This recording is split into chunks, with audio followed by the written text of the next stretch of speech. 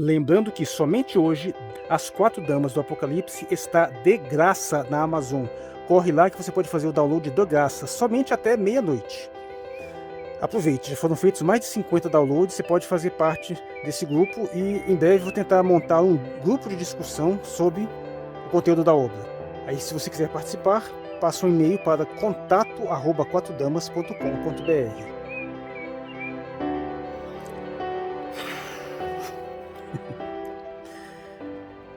Olá, eu sou o Marcos Valério XR. Hoje é o dia 10, de setembro de 2021 e eu tinha até separado um monte de vídeos, estou tentando fazer uma exposição mais longa, mas vocês viram, né? Coisas que me trazem um certo alívio porque me permitem sair do estágio da raiva, voltando para o estágio da piedade, porque realmente deu pena. Vamos ser sinceros. Essa situação aí, vocês com certeza estão acompanhando. Ok, em primeiro lugar, as novidades pessoais, né? Ontem eu me submeti a uretrorenolitotripsia, para me livrar do problema da nefrolitíase esquerda, em suma, retirar o cálculo renal, né? O que resultou no alívio, mas infelizmente o pós-operatório também não é muito agradável não. Inclusive estou urinando sangue, que eu acho que é exatamente o que o Bolsonaro fez com seus seguidores. Principalmente por causa do envolvimento de ninguém menos que Michel Temer, né? Vou fazendo um resumo rápido para quem por acaso só quer concatenar as peças, que foi uma confusão danada, né? Mas os caras, depois que gravei aquele meu vídeo, começou aquela ocupação lá da esplanada. Os tais caminhoneiros, entre aspas, né? Porque a maioria não é caminhoneiro porcaria nenhuma. Aquilo ali é coisa de patrão, aquilo ali é lockout. Eles fizeram aquela ocupação na esplanada, querendo marchar para cima do STF. O bom é que ninguém lembrou daquela história da embaixada da China, né? Foram barrados e naquela mesma noite, logo depois de gravar o vídeo, a situação escalou, né? Porque aparentemente circulou um áudio aí dizendo que Bolsonaro tinha decretado estado de sítio, e o pessoal burro mesmo acreditou, né? Fizeram aquela festa toda e foram lá e a polícia não deixou passar e deu aquela confusão e lá para tanto. Depois circulou um áudio do Bolsonaro desmentindo, pedindo para voltar, que eles não acreditaram, e depois gravou lá o ministro dizendo que era verdade sim, e o pessoal ainda assim não acreditou. E se o Bolsonaro fosse homem, ele fazia um pronunciamento oficial na TV, dizendo o que ele queria, mas não teve nem sombridade, falou por meio do WhatsApp. O tal do Zé Trovão ficou puto, não era para menos, tá o dele aí na reta, provavelmente vai ser preso. E no final das contas voltou atrás e fez a famosa Carta à Nação, né? Que é um exemplo de enfiar o rabinho entre as pernas político de máxima categoria.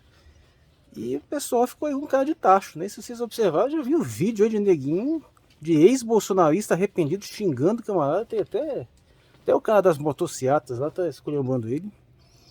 Muita gente frustrada. Na verdade, eu acho que se fizesse hoje uma pesquisa de popularidade, perguntando o que você acha do governo, a gente chegaria perto de ter o núcleo duro do bolsonarismo, aqueles que não arredam pé de jeito nenhum, que eu creio que esteja entre 10% e 15%, porque esses que vão mais, vai até 20 e tanto por cento, às vezes até 30%, são aqueles situacionais, né? Aqueles que variam de acordo com algumas situações específicas, mas que não estão exatamente comprometidos com a figura em si, com a idolatria da figura, eles têm uma visão mais pragmática. Mas eu acho que esse núcleo duro é o que sobrou hoje.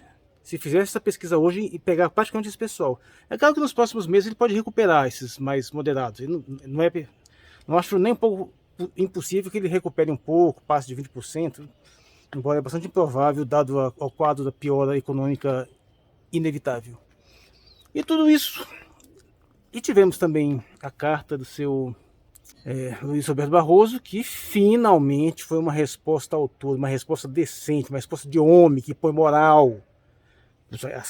A carta do Barroso pelo TSE foi boa. Isso sim é uma resposta à altura. Bem melhor que a do Luiz Fux, que já foi razoável, já foi aceitável. Que as outras realmente lamentáveis. Então, agora, depois da cartinha à nação, onde o bichinho meteu o rabo entre as pernas, verdadeiramente lamentável, patético, né? Coisa situação, aquilo que eu falei, né? Ele mesmo não tem coragem de fazer nada. Ele fica jogando para ver se alguém faz por ele. Fizeram por ele.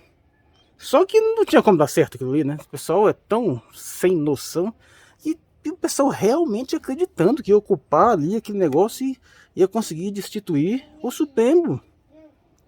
A falta de noção é tão grande que se vocês tivessem um pingo de noção, ocupava, não tentava invadir o STF, tinha que invadir o Congresso, porque só o Congresso pode destituir o STF. Aí eles poderiam fazer uma pressão nesse sentido, mas não tem nem. Sem contar a disparidade, eu passei nossa, a noite inteira vendo aqueles vídeos lá da Esplanada ao vivo, de tudo quanto é tipo de gente, caramba.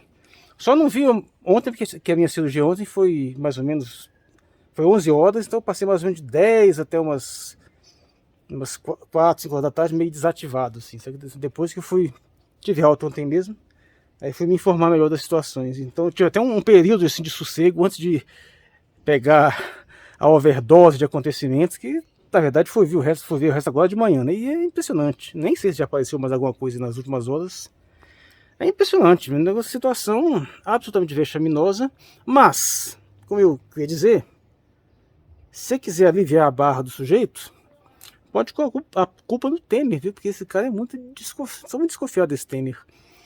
Olha só, já deve fazer quase 5 anos exatos, que foi em outubro de 2006, que ocorreu a conversão de Bolsonaro ao liberalismo.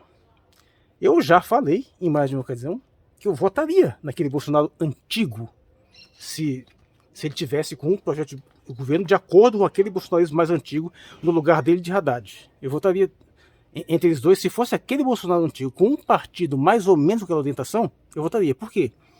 Porque ele era antiliberal, ele era contra a privatização, ele era contra a reforma da Previdência, a reforma trabalhista, era contra a PEC do teto, era contra tudo isso. Ele tinha as posições corretas nesse sentido. O Bolsonaro votou com o PT em todas as questões relativas a posicionamento econômico e até geopolítico, que o PT fez as coisas boas. E ao mesmo tempo ele foi contrário a boa parte das coisas ruins da política cultural, né? Então hoje o Bolsonaro de hoje é invertido. Mas o que aconteceu? O que aconteceu é que um dia ele estava lá se posicionando, batendo contra todas aquelas posturas criminosas do Temer. Aí o Temer chegou, filho, vamos conversar. E num papinho de meia hora, converteu o elemento. Deve ter metido o dente na jugular e transformou ele em vampiro ali mesmo, porque aí ele saiu dali um liberal, ou seja, alguém que suga o sangue dos vivos. Então, assim, desconfia desse Temer, não é brincadeira não, esse cara é barra pesada. Esse Temer é foda. Pra quem não sabe, eu acho que ainda no milênio passado, no começo do século, teve um autor chamado Daniel Mastral, publicou um livro chamado O Filho do Fogo. É uma espécie de literatura ficcional, entre aspas, que na verdade quer se referir a eventos reais, mas que em tese muda os nomes, que é para não parecer. Então, ele contava basicamente a sua passagem por uma seita satânica, né? De como que ele esteve intimamente ligado a uma grande sociedade secreta, extremamente rica e poderosa que existe no Brasil, além de conexões com outros países, e que ela é necessariamente satânica. Ele nunca declarou isso no livro ou de uma forma muito aberta, mas todo mundo sabe, que ficou muito bem entendido, que em tese o líder brasileiro da seita satânica seria Michel Temer, e que o Daniel Mastral na realidade era o filho do Temer, um filho que estava consagrado a um papel de dimensão luciferiana, como se fosse um novo anticristo, só que aí ele virou crente, se rebelou, não sei o que lá. Detalhe, o Daniel Mastral é a cara do Temer. Então, assim, realidade e ficção se misturam nessa questão toda. Mas em tese é isso. A ideia de que o Temer é a lei de maçom, né? É um grande líder de uma seita satânica, é antiga. Isso foi levantado na época que ele foi vice da Dilma. O pessoal apontou isso. Inclusive, a teoria conspiratória crente da época é que a Dilma ia morrer logo depois de assumir o mandato e o Temer assumia e ia implantar um regime diabólico no país. O que acabou de fato acontecendo, né? Só já tem que tirar ela por impeachment. Curiosamente, na época do impeachment, os mesmos evangélicos que adoravam falar nisso esqueceram do assunto. Aí todo mundo apoiou o impeachment da Dilma para colocar o filhote de Satanás, né? Seu Temer. E aí fez aquele governinho diabólico, safado, o pior governo da história do Brasil até chegar o Bolsonaro, converteu o Bolsonaro e foi aí que ele bandiou pro lado do Guedes e deu essa safadeza toda aí. E ontem, Bolsonaro tá lá e pra cá meio sem saber o que fazer. Ele olhou assim, meu filho, vem cá. Bateu lá mais um papinho de meia hora e saiu de lá mansinho. Eu sei que, acho que em 2018 eu disse que Temer deve ter mesmo a capacidade de persuasão diabólica. Tá aí, ó, confirmado de novo. Vai, não vem. Esse cara é foda, esse Temer. Ele sempre foi muito poderoso, mas sempre ficou mais ou menos nas sombras. Nunca foi aquele cara de se expor. Se expôs mais nessa questão aí da serviço da Dilma, né? Que realmente foi uma temeridade total colocar esse cara como vice. Não foi falta de aviso. E tá aí. O resultado é esse. Tá, ele ainda tá nas sombras, puxando cordinha. Quanto que ele influencia nessa história aí toda? É difícil saber, mas ele tá nativa. Em suma, um cara que foi capaz de converter um estatista militar, filhote da ditadura, Ferrabras, nesse sentido assim, pelo menos isso tinha de bom de se conta esse negócio de privatização. Um cara que já defendeu o fuzilamento de Fernando Henrique Cardoso por ser privatista, que já jogou no time do Dr. Enéas, e com um passapapo de Temer, inverteu completamente. E hoje, mais uma vez, nós tínhamos um sujeito bravateiro, irresponsável, canalha, sem nenhum senso de capacidade política, e o Temer, em mais um papinho, mudou o cara. E que Temer é o seguinte, que Temer é um candecismo canalha, mas ele é um político. É um cara que com certeza teria saído muito melhor nessa questão da pandemia. Sim, estaríamos melhor se fosse o Temer no poder, por mais desgaste que ele tenha feito. Mas ele pelo menos não arruinaria essa chance de, ao combater a pandemia, melhorar sua popularidade, como qualquer presidente minimamente competente fez. Qualquer político minimamente competente fez. Até o Dória fez isso. Ele seria capaz de ter uma relação equilibrada com outros países, conseguiria por respeito, ou seja, é um sujeito capaz de articular. É um político, na plena essência da palavra. E o Bolsonaro não é capaz de articulação porcaria nenhuma. Mas o fato é que você fica até na dúvida. Por que ele não fez isso antes, né? O quanto que ele ainda está jogando por trás dessa história. Cara, ele é PMDB é um partido muito forte. Não que ele mande em tudo no PMDB. O PMDB também é muito fragmentado em termos de posicionamento ideológico. Mas as conexões com outros poderes. O que esse cara é capaz de fazer? E aí vem a metáfora. Aquela metáfora do vampiro, né? Eu falei no outro vídeo. O vampiro, na realidade, entre outras coisas, ele pode ser interpretado como uma alegoria da nobreza. A nobreza que suga o sangue da pebre. A ideia dele ser uma criatura da noite está relacionado a esses estereótipos de que o nobre ele não trabalha sol a sol.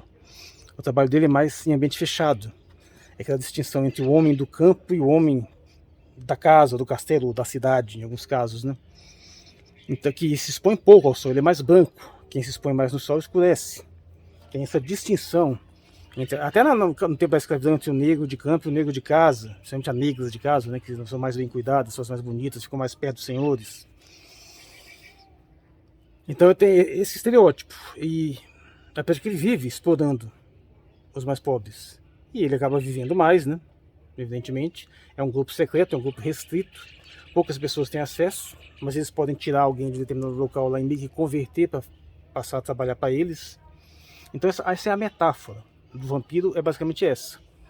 Representa o modo como os mortais, veem os vampiros é mais ou menos a mesma proporção dos pobres em relação aos ricos, essa noção. O zumbi é a inversão, né? O zumbi na verdade é como se fosse a revolução de massas, né? É como se fosse o povo tomando tudo, assim, derrubando a ordem estabelecida. São essas metáforas que funcionam dessas formas, né? E o Temer encaixa bem nessa metáfora. Só pra você ver a história do camarada, você vai ver que não é brincadeira. Mas a questão é, e daqui pra frente? O que o Bolsonaro vai fazer? Além da vergonha que já passou. Não sei quanto que ele perde de eleitorado aí. Mas isso foi, sem dúvida, uma situação extremamente vexaminosa. Eu não sei se vocês acompanharam, mas quem ficou acompanhando, vendo esses vídeos assim, a partir de anteontem, na verdade, quando eu comecei, logo depois de eu publicar aqui no meu vídeo, eu fiquei atento ao assunto. Eu quase que eu faço até um vídeo logo em seguida, assim, caramba, o que está acontecendo lá na esplanada? Mas eu fui vendo aquilo ali, graças a Deus não fui lá, não tinha condições de ir, mas eu fiquei pegando muitos vídeos ao vivo, assim, um monte. E meu amigo, que coisa deprimente, que coisa triste, pessoal. O nível de alienação, o nível de falta de, meu Deus do céu, completamente descolado da realidade. Comemorando coisas completamente inexistentes, dizendo coisas sem menor noção. E daqui a pouco vem a decisão, o neguinho começou a chorar, e puta que pariu, meu Deus do céu. Está rendendo, meu Deus. Um capítulo, tudo bem, eu esperava alguma escaramuça, alguma coisa assim, mas eu não esperava que tivesse esse tom melancólico, esse tom assim que realmente de dar pena. Agora eu nem sei, fica até meio prejudicado as minhas avaliações políticas. Uma coisa é certa, só mantém o que está falando, né? Esse recuo dele serve àquele propósito de manter as coisas como estão. Ele só pode fazer isso, porque a pressão pelo impeachment que tinha aumentado, aumentou mais do que ele esperava até. E a nota do Luiz Roberto Barroso é de assustar-se, porque você entenderam o que significa aquilo ali? O Luiz Roberto Barroso está presidente do TSE. Ele pode caçar a chapa, o Bolsonaro e Mourão. E se ele caça essa chapa de uma só vez, e agora você pode apostar que tem todas as condições políticas para o TSE fazer isso, para o Supremo confirmar, e pode apostar que o Congresso confirma também, porque o Congresso está na mão do Arthur Lira. E se isso acontece, o Arthur Lira vai para a presidência. E aí? O próximo vai ser outra porcaria, mas o jogo ali como é que tá? É foda, essa novela Brasil 2000 é cheia de plot twist, mesmo. Algumas coisas são previsíveis, mas outras nem tanto. Mas infelizmente a tendência é manter essa porcaria aí indefinidamente. Mas é isso, é quase um desabafo, porque realmente fiquei até emocionado com esses eventos todos. Eu sou o Marcos Faleiro XR, lembrando que somente hoje As 4 Damas do Apocalipse está de graça na Amazon. Corre lá que você pode fazer o download de graça, somente até meia-noite. Aproveite, já foram feitos mais de 50 downloads, você pode fazer parte desse grupo e em breve vou tentar montar um grupo de discussão sobre o conteúdo da obra. Aí se você quiser participar, passa um e-mail para contato@quatrodamas.com.br.